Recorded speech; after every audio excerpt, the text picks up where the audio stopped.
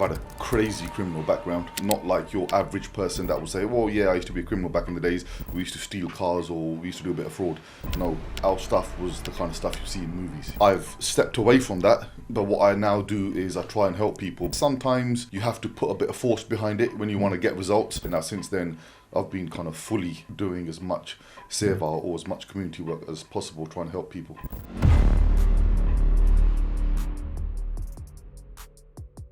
Okay, we are here with Injection Shere Punjab. Lovely to meet you and thank you for coming on. So obviously we're here. We've got a great story to tell. Obviously you're very well respected and established in the community, but you're the only criminal Sikh Sardar. How do you feel about that? Yeah. The way you're saying it, criminal Sikh Sardar.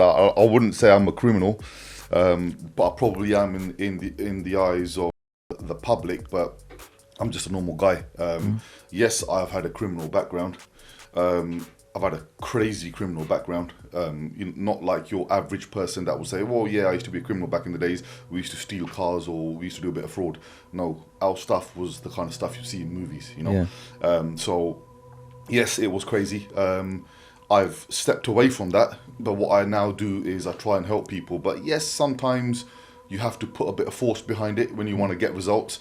And people think I'm a criminal for that, then so be it.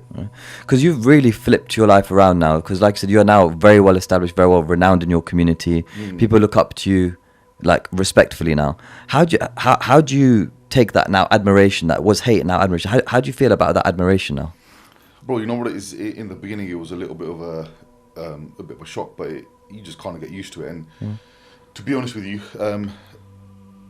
I've had a lot of the people in my circle have given me a lot of support to try and help me be better, learn to deal with things, to deal with the public and all that kind of stuff. I've gone to countries pretty much all around the world, and I've had people come up to me and say, bro, you're that guy. And so, you know, it's a big thing to deal with. Is family and friends, like your inner circle, is it quite an important thing for you? Oh yeah, definitely. Yeah. I say the same to anybody. Your circle should be priority, and in that circle should be your family, should be your close friends, your children, everyone, your close-knit people, and no one else. And that circle should be 100% guarded by you, and vice versa as well. Yeah.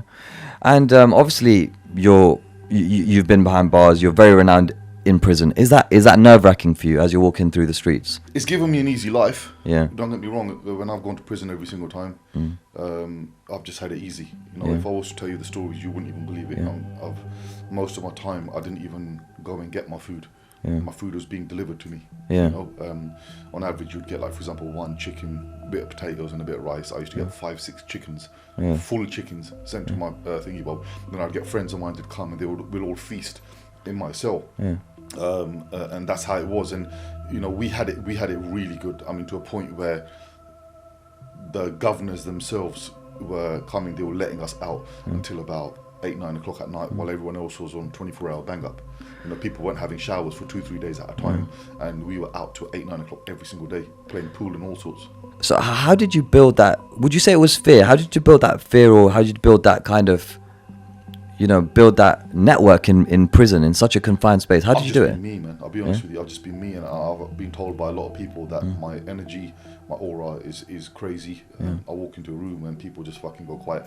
I mean, I can't see it myself. No one can ever see their own aura, but I keep getting told this, you know, and I guess it's just me being me has got me where I am today. Yeah.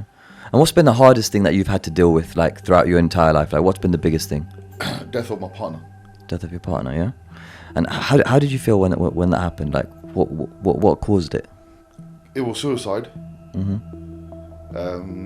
But I didn't expect it. I didn't think anything would come of it. It wasn't like we had weeks and weeks of arguments or months of arguments. It was just one silly little disagreement, and to try and prove a point to me, try and prove how much she loved me, she took an overdose. But I don't really think she realised she was going to die. I think maybe it was just a cry for help. And in return, I spent the rest, about 7 years of my life, like a zombie, just walking like I was empty. I'd be talking to you. You'd be like, this guy is just not all there. Yeah. You know, he's there physically, but he's But not not there. mentally, yeah. Do you understand what I'm saying?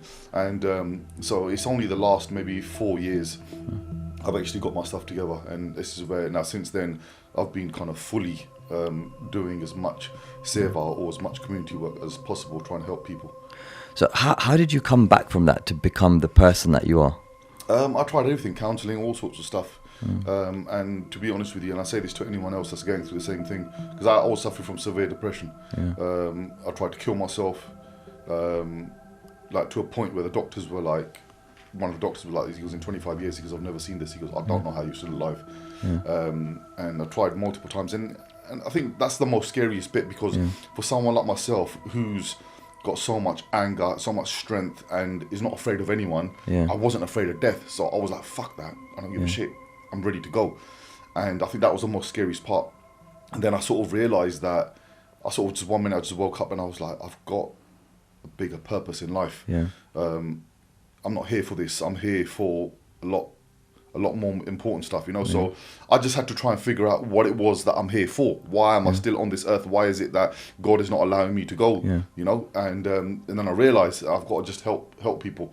And so I used the contacts that I had, I used the influences I had, I used the power, strength I had to try and help people, because it was eating away at me. You know, I wasn't doing anything. I spent my whole life hurting people, you know, really badly hurting people physically. Like I'd go into towns or areas and I'd be like, whoever's the hardest man there, whoever's whatever gang thinks they're hard there, we'd take them down. You know, and just for the buzz of it, you know, knowing that I'm more superior than you. Do you know what I mean? And I had that thing, and so when all of that stopped, I didn't know what to do with all that aggression and anger.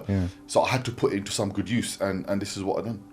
So at any point, have you ever feared anything or anyone? Never. Bro, I could tell you stories all day long where I've been shot, stabbed, I've been faced with dozens of people with knives and all sorts, and with me in my head, I'll be like, you know what, it's today. Today's the day. So if I'm going, then I might as well go out with a fucking bang. Go out with a bang, yeah. So obviously the Sikh community, very big warriors, you know, and that's exactly the kind of portrayal that you're giving. So you're inspiring a lot of people. So the younger generation growing up, they're hearing this story, you know, whether they're Sikh or not Sikh, because you actually don't discriminate. You help anyone of any creed, any culture. What advice would you give to the next generation? Well, Sikhism has always said that, look, you help anyone that needs help. The reason why the Sikhs went to war with the Mughals back in the days was for something that wasn't even their problem. It was the Hindus, and they basically took it upon themselves, and they went into war. You know, our gurus lost their children and all sorts of stuff, just purely for a problem that wasn't even theirs, because they were helping someone. So I mean, I never was always a Singh. I was like yourself, you know, haircut and all sorts and that. And I only basically transformed like this about 3 years ago. And I'd say to anyone that's watching that, guys, there is nothing in the life of crime. I'll be honest with you. You can sit there and you can, in your circle of about 10 or 15 friends, and think you're hard and you think you're bad, you know, and you feel good. I mean, don't get me wrong. I'll be honest with you, and I don't think I've actually ever spoken about this, but there was a point in my life where I thought to myself, I'm going to spend the rest of my life with my brothers here, with my friends. We're going to grow old together. We're going to live together. Because we used to live everywhere we used to go, 10, 15 of us, we used to go together. We used to live together in houses and all sorts and that, right? In apartments and all sorts.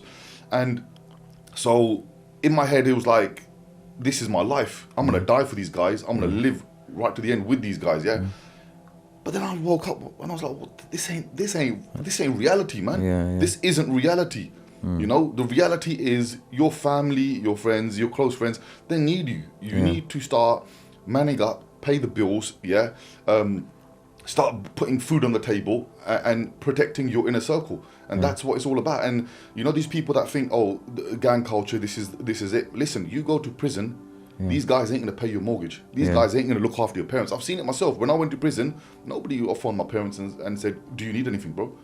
Like, does your parents need anything, bro? Nah, nobody did. You know, I've been in prison multiple times, probably got been in prison more times than I've got hair on my head. And these friends of mine, nobody helped. Yeah. Nobody came, nobody said this and that. And then when I come out of prison, the last time, I was like, I'm going to change my circle. Yeah. So what I done is about 60% of the people that were in our crew, we had about 2,000 members in our crew, yeah? And about 60% of them, we got rid of them. Yeah. And then we started recruiting a lot more serious people, a lot more people that are, it's not just about fighting, but it's about loyalty. Yeah. And because back in the days, it was always fighting.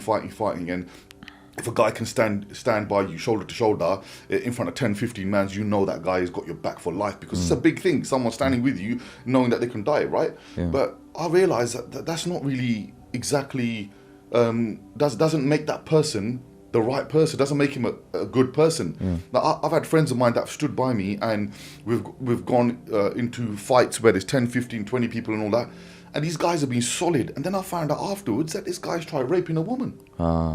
Like, do you understand what I'm saying? Don't want that. So it's not always about fighting. Like, we're grown-ass men. We know the difference between someone that is an idiot and someone that's not, and someone that's got your back and someone that hasn't. And it's not always about fighting. Someone that's got your back you could be financially in trouble, and these people would basically give everything they've got just to make sure that you're okay. And that is a true friend.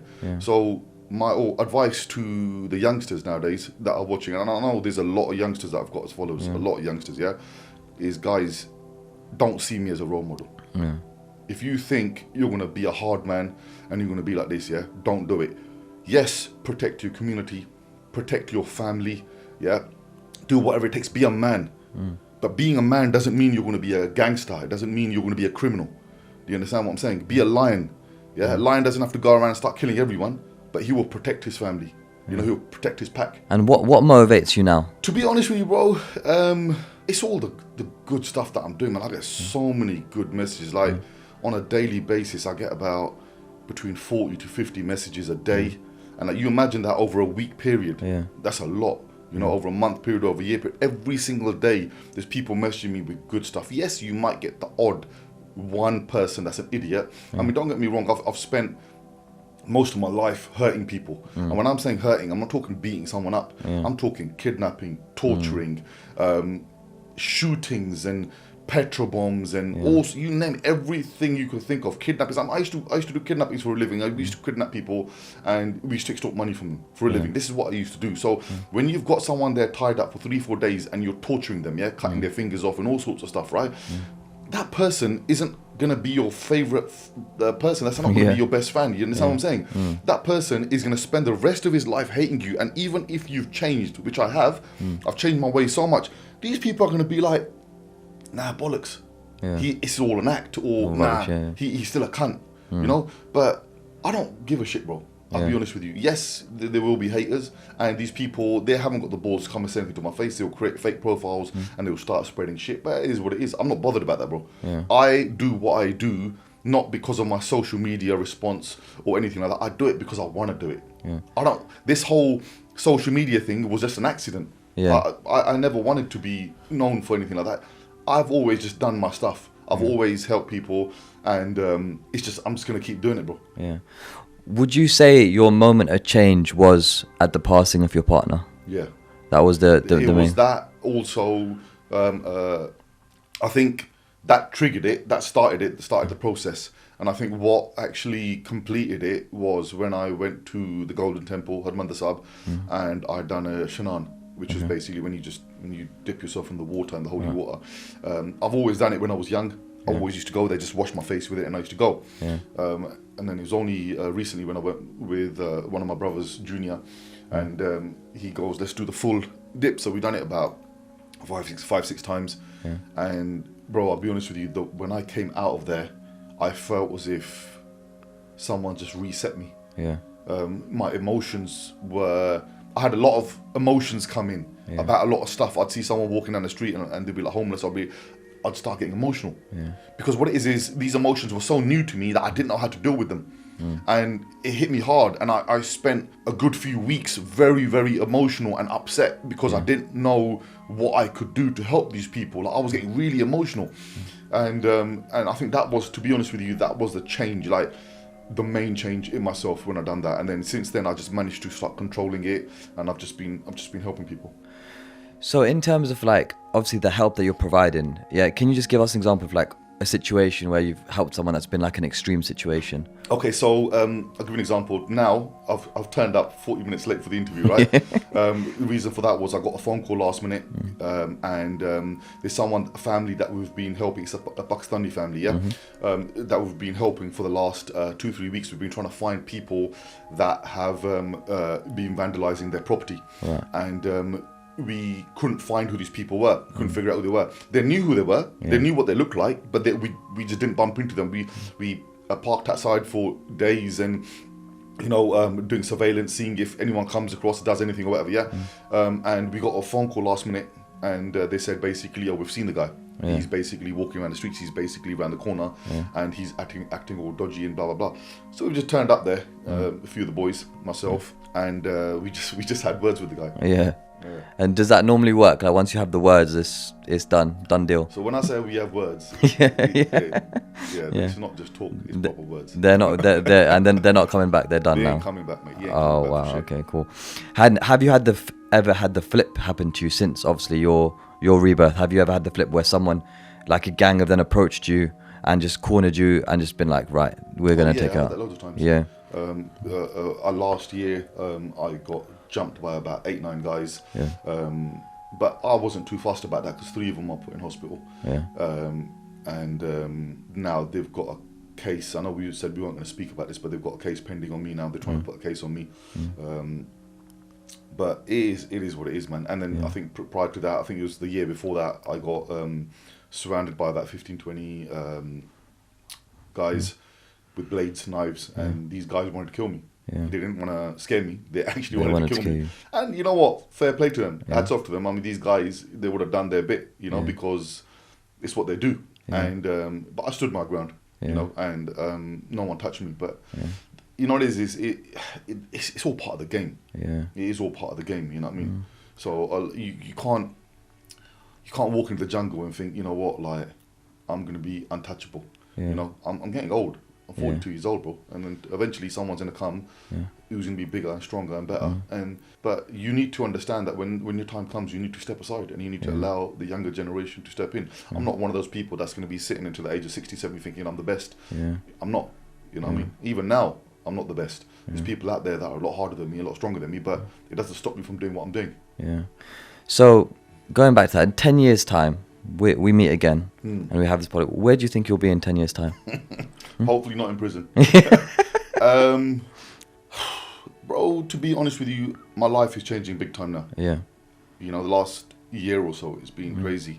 God's given me a lot. Yeah. God has given me a lot from the point where 11 years ago, when my missus passed away, I lost everything. Yeah. I started my life with £126 in my bank. And now I'm very, very, very happy, you know. I'm what most people would call an entrepreneur. And, so I'm doing quite well. So does money buy happiness? For the individual that's actually got it, maybe not, but it gives that person the opportunity to provide happiness to people in their life or around them. So between me and my friends, we donate thousands. I'm talking on average person's wage, 5 years worth of their wage. That's how much we probably donate, and on a yearly basis. And it all goes to good causes, the good work that we're doing. A lot of people think, it's just about fighting this and that. No, we're trying to do as good as we can. But sorry, what was your question again? I've gone off track. No, it's fine. You've answered the question. I think I was going to lead on to one more thing. So obviously, just touching about what we said, it's very clear that you've never quit. Never ever quit, and despite all of this hardship, you are still going strong. I think many a man would have probably thrown in the towel and said, you know, I've had enough. What do you feel like? What quality is it that you feel you have that is getting you to, like, through every day, every moment, despite such a big history of events? It's being a lion, bro. Yeah. So I was originally, like I said, I was like yourself, cut hair and you know, shaved and all sorts, right? And I just sort of woke up one morning and I was like, this ain't me. That's it. You know, I was just like looking at myself in the mirror and I'm like, this ain't me. This is new. Yeah. And I've always wanted to be a singer. I used to be a singer when I was young, Yeah. and then I got rid of. I took my turban off and never wore it again because it was one fight that I had when I was in school, and I was so concerned about protecting my turban that I actually lost the fight. Oh, okay. And so then after that, I was like, nah, I'm a fighter. I'm not going to be taking beats because I'm too busy protecting my turban. So I took it off, and I started fighting again, and it was okay. Yeah. And then a few years ago, just like I said, I was looking in the mirror. I was like, this ain't me. Yeah. Like, I'm supposed to be a lion, but a lion doesn't look like this. Yeah, yeah. You know what I mean? And then I just changed it, and that's it. Well, I mean, it's been unbelievably inspirational having you on. A lot of things. I've got something special for you because you don't quit. So, and you're talking about a lion, so we've got that is a good thought. There, real boss. We don't quit. So that's for you to take away. That is a good the training thought, and stuff. So, but it's been amazing having you. I'm sure we're gonna catch up again, maybe like next year, and we'll see you again. But unbelievable story, and it's been really inspirational. Thank you so much. Thank you very much, bro. Thank you, man.